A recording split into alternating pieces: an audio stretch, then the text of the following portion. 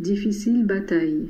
Mes enfants bien-aimés, dans mon cœur il y a de la place pour tous les hommes de la terre que j'aime d'un amour infini. Mais pour celui qui m'offre prière et souffrance, il y a une place de prédilection, car c'est ainsi que l'on me manifeste son amour. Je regarde ces âmes et je les offre avec moi au Père. Elles deviennent de nouveaux Moïse qui obtiennent miséricorde pour mon peuple. Voilà pourquoi je vous invite à ne jamais me refuser votre prière et à faire en sorte qu'elle soit une manifestation d'amour. Voilà pourquoi j'agrée et bénis l'offrande de votre croix, de vos soucis, de vos malheurs. Le peuple hébreu fut choisi par Dieu parce que c'est de lui que moi je devais naître, mais aussi pour qu'en élevant vers Dieu prière et sacrifice, il obtint pitié pour le genre humain. Marie fut la plus grande de ces âmes suppliantes. Autour d'elle, d'autres âmes choisies avec droiture et amour servaient le Seigneur. Puis je vins au monde, je naquis inconnu et refusé de beaucoup, mais autour de ma mère vinrent les bergers et d'autres bonnes âmes. Quand fut venu le moment de communiquer aux hommes mon message de salut, c'est encore autour de ma mère que se réunirent les saintes femmes, parmi lesquelles des âmes aimantes et converties qui apprenaient de Marie à me connaître et à pratiquer mes enseignements. Toujours dans l'Église, Marie fut l'instrument qui m'amena les âmes, et de cette façon on aidait l'Église, la foi grandissait et l'action apostolique devenait plus facile. Maintenant, c'est vous qui êtes ici. Vous vous réunissez déjà depuis quelques années au nom de ma mère. Vous recevez de moi et d'elle un enseignement facile, et avec son aide et ma grâce, vous comprenez ce que vous devez faire et comment vous devez vivre. Toutefois, comme mes bien-aimés choisis par moi, vous avez une double tâche. Avec Marie, vous devez implorer Dieu auprès du Père pour les hommes. Avec Marie, vous devez aider l'Église. Vous êtes appelés ici comme à une école qui doit devenir une forteresse. Qu'est-ce qu'une forteresse? Un lieu où se retranchent les soldats pour se défendre. La forteresse fait partie des positions d'une armée et le général qui en coordonne l'action est unique. Ici, vous étudiez la vérité qui est conforme à celle dont est dépositaire l'Église unie au pape. Et ici, vous venez pour défendre la vérité. Les ennemis de la vérité, ayant été battus en brèche par les armes de la prière et du sacrifice, c'est auprès de Marie qu'adviendra le triomphe de la foi et de la grâce. Elle est importante, votre œuvre. Elle paraît tellement simple que même un petit enfant pourrait l'accomplir, mais elle est très importante pour les moments que vous vivez.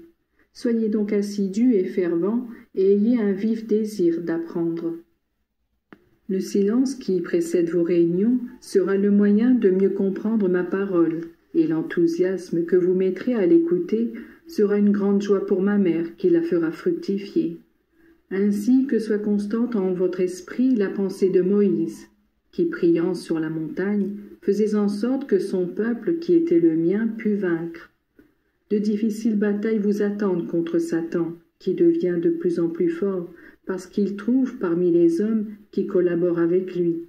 Difficile bataille contre le mal, justifié et approuvé de toutes les manières, et de ce fait plus facilement répandu.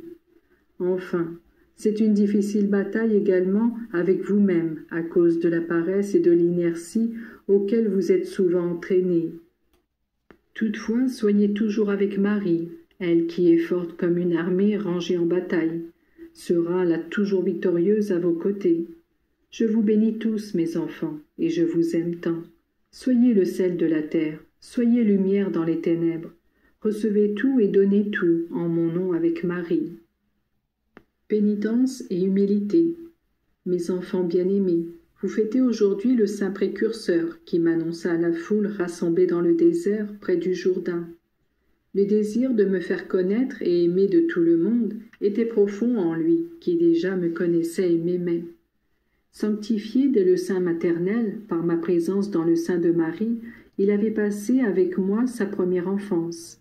La lumière qui lui venait de la grâce lui permettait un amour profond et une plus claire connaissance du Fils de Dieu. Mais qui fut Jean?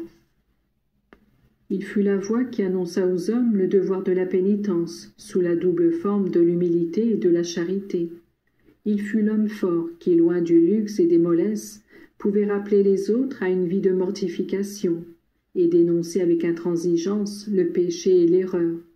Il ne t'est pas permis, osait-il dire à Hérode, et ses paroles lui valurent la condamnation.